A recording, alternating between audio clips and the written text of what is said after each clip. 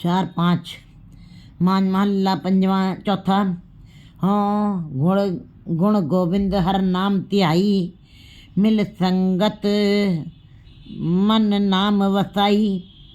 हर प्रभ अगम अगोचर स्वामी, मिल सतगुरु हर रथ कीचे जियो।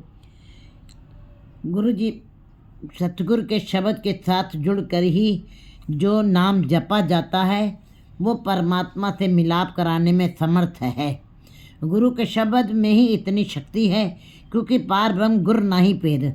परमात्मा का जो सूरज है तो गुरु उसकी किरण है, दोनों में एक जैसी समर्था है। जो परमात्मा कर रहा वही गुरु कर रहा है।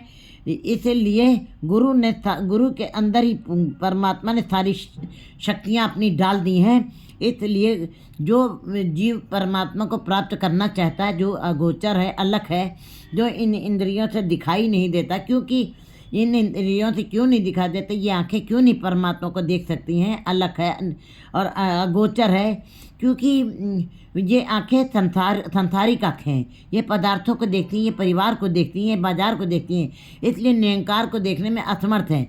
लेकिन गुरु जी निराश नहीं कर रहे हैं जीवों को। ये बता रहे हैं कि अगर जो गुरु के शब्द के साथ जुड़ करके जितने भी धार्मिक ग्रंथ हैं, चाहे वो बाइबिल है, चाहे कुरान शरीफ है, चाहे गीता है, चाहे रामायण है, चाहे 18 पुराण है, चाहे धन धन श्री गुरु ग्रंथ साहब की वाणी है, ये सारे शब्द ही गुरु हैं, जिनके अंदर से जीव को ज्ञान प्राप्त हो सकता है और उस ज्ञान से वो अपनी मंजिल को छू सकता है। क्योंकि मन तो ज्योत स्वरूप है, अपना मूल पहचान। ये मनुष्य देही ही एक ऐसी देही है जिसमें परमात्मा से मिलाप संभव है। और जीव के जीवन का उद्देश्य भी यही है। परमात्मा ने मनुष्य को संसार में भेजा ही इसीलिए, बंदे बंदगी इख्तियार, साहेब रोज धरो की प्यार। तुमको बंदगी करनी पड़ेगी। 84 लाख जूनियों को पर कोई जोर नहीं दिया परमात्मा ने। वो अपने अपने तरीके से खा रहे हैं, चल रहे हैं, और वो परमात्मा की मर्यादा में ही चल रहे हैं। मनुष्य के लिए सारे सुख साधन, जितना ये पदार्थों का संसार चमकदार आकर्षित है, जैसी अगन उदर में तैसी बाहर माया। उसने अपना जैसा स्वरूप बनाया, उसने माया भी उतनी ही सुंदर बनाई है। जबकि माया परमात्मा की परछाई है, लेकिन परछाई में भी बड़ी ही सुंदरता, बड़ा ही सुहावपन डाल दिया है। इसलिए जीव उसी के अंदर लगे हुए हैं, उसी के अंदर जकड़े पड़े हुए हैं। लेकिन और वो सोचते हैं कि बाहर सब कुछ प्राप्त हो गया तो परमात्मा भी बाहर से प्राप्त हो जाएगा। वो बाहर से ही धार्मिक कर्म करते हैं और संसारिक कर्म करते हुए, पारिवारिक कर्म करते हुए, बाजार के कर्म करते हुए, संसार के धंधे करते हुए, संसार की बातों का विचार करते हुए वो परमात्मा को भी पा लेना चाहते हैं। उसी के अंदर वो धार्मिक कार्य करते हैं, जप तप संयम सब करते हैं, धार्मिक और तीर्थ स्थानों पे जाते हैं। लेकिन उन कार्यों के अंदर संसारिकता का एक भाव छिपा हुआ, बदबू आ रही है उसके अंदर।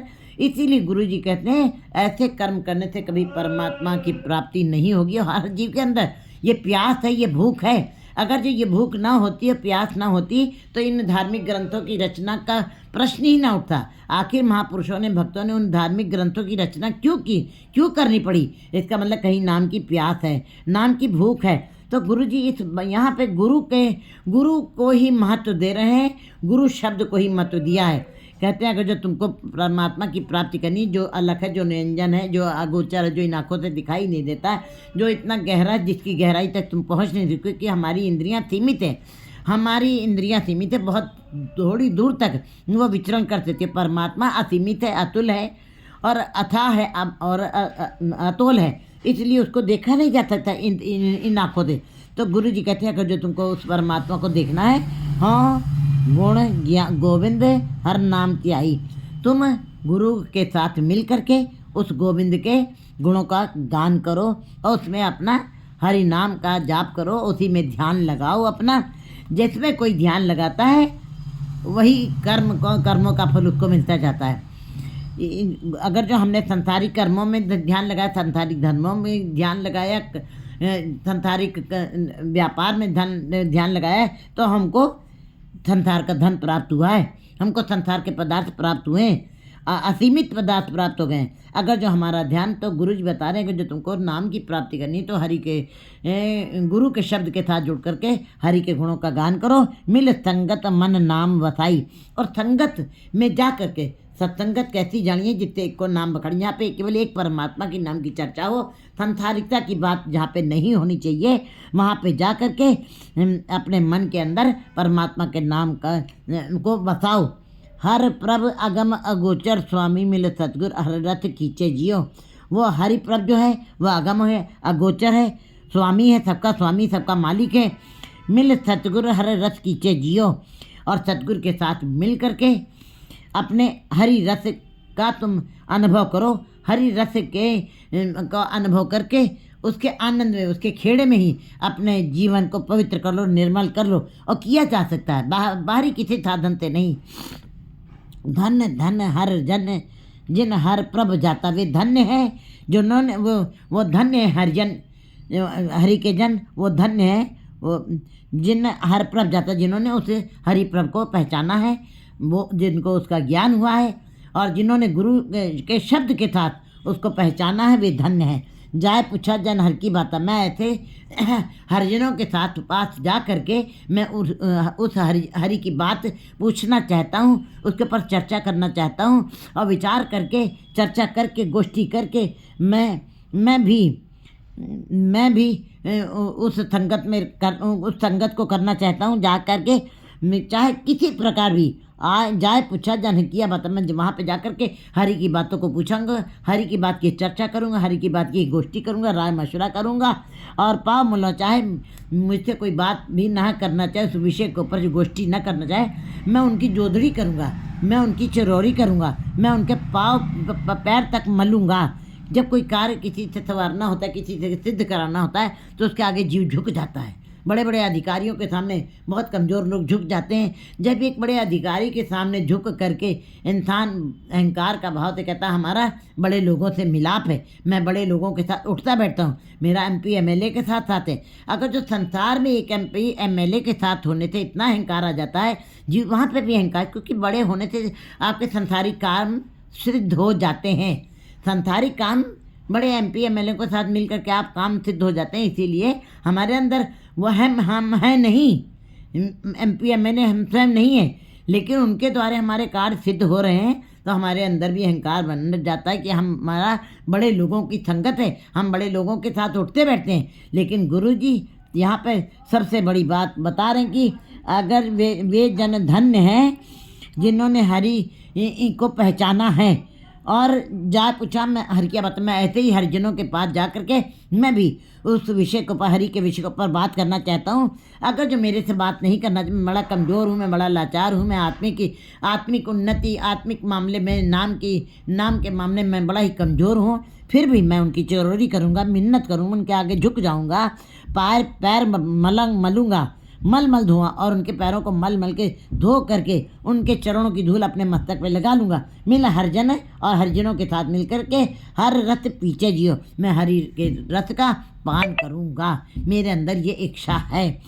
सतगुरु दाते नाम जड़ा है। फिर सतगुरु ऐसे जीवों के ऊपर जिनको अंदर ऐसी इच्छाएं पैदा हो जाती हैं, भाव पैदा होते हैं, सतगुरु उनको अपने नाम को दृढ़ करवाता है, गुरु के शब्द को दृढ़ करवाता है, पक्का करवा देता है। और जब पक्का हो गया तो क्या हुआ?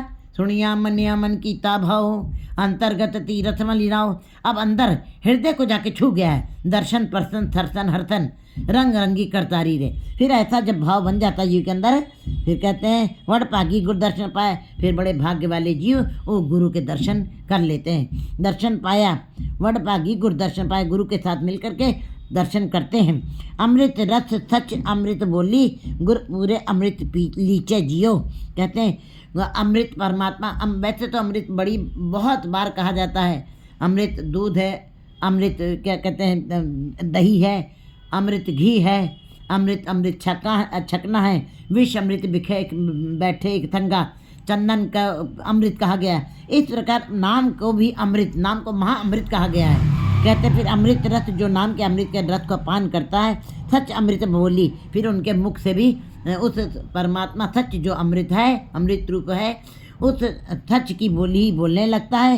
और अमृत बोली को बोलता है, गुरु पूरे अमृत लीचे जियो, और गुरु पूरे के साथ मिल करके और उस नाम अमृत के स्वाद को चखता है और अपने अंदर अनुभव करता है।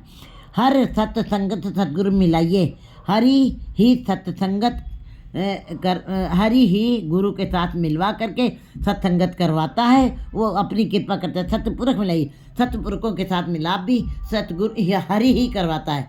जीव अपने ज्ञान की विद्वता के बल से ये नहीं कह सकता कि मैंने हरि को प्राप्त, मैंने गुरु को प्राप्त किया, मैं स्वयं मैंने गुरु को ढूंढा। नहीं, आप हरि ही जब किसी को पर कृपा करता है तो सत्संगत में मिलाप होता है, और सतपुरख मिलाइए, सतपुरख के साथ मिला करके सत्संगत करवाता है, गुरु ही करवाता है। परमात्मा ही उसको पर किसी को पर कृपा करता है तो गुरु के साथ मिला करके सत्संगत करवाता है, जहाँ पे ईश्वर के नाम की बात होती है। मिला हर सत्संगत हर नाम चाहिए, और जीव फिर सत्संगत में आकर के हरि के नाम का ही ध्यान करता है और कोई दूसरी बात की चर्चा नहीं की जाती है। ऐसा उसको अनुभव होता है, ऐसा उसको ज्ञान प्राप्त होता है, ऐसे उसको समझ आ जाती है। नानक हर कथा सुनी मुख बोली, गुरमत हर नाम परिचय जियो। जो गुरमत के अनुसार हरि के नाम का जाप करते हैं, गुरु के उपदेशों को मानते हुए हरि के नाम को जाप करते हैं और फिर हरि की कथा को सुनते हैं और हरि के मुख को ही अपने मुख से बोलते हैं, हरि की कथा को ही अपने मुख से बोलते हैं, ऐसे फिर गुरमत हर नाम परिचय जियो। ऐसे जीव जो हैं उच्चरित करते हुए गुरु की शिक्षा से मन हरि नाम में लगा था। गुरु जी भी कहते कि हे परमात्मा, मुझको ऐसा गुरु से साथ मिलाप करवा दो, मैं उसकी कथा सुनूं, तेरी हरि की कथा उसके साथ बैठ कर के सुनूं, अपने मुख से बोलूं और मेरे अंदर भी उस हरि नाम के साथ ही मेरा मन लगा रहे। 4-6